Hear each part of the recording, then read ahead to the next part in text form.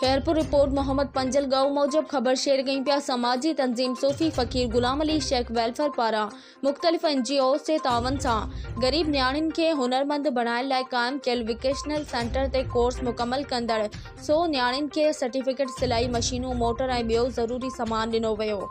Report मूजब रानीपुर भरिसां ॻोठ जंडो मशाइक में UC जंडो मशाइक जे मोअज़्ज़िज़ शख़्सियत गुलाम शब्बीर शेख पारां सूफ़ी फ़कीर गुलाम अली शेख वेलफेयर जे प्लेटफॉर्म तां मुख़्तलिफ़ NGOs जे तावन सां 100 गरीब न्याणियुनि खे हुनरमंद बणाइण लाइ क़ाइम कयल वोकेशनल सेंटर ते फ़ेज़ 2 में कोर्स मुकमल कंदड़ न्याणियुनि खे सर्टिफिकेट, सिलाई मशीनूं, मोटर ॾिना विया।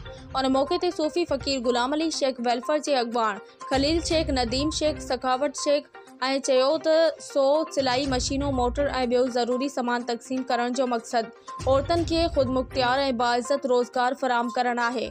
कोर्स मुकमल कंदड़ औरतूं पंहिंजे घर में सिलाई करे पंहिंजो इज़त भरियो रोज़गार कंदियूं। गुलाम शब्बीर शेख पारां पहिरें फ़ेज़ में बि 100 न्याणियुनि खे सर्टिफिकेट, सिलाई मशीनूं ॾिनियूं वयूं। हिकु औरत खे हुनरमंद बणाइण हिकु ख़ानदान खे हुनरमंद बणाइण आहे।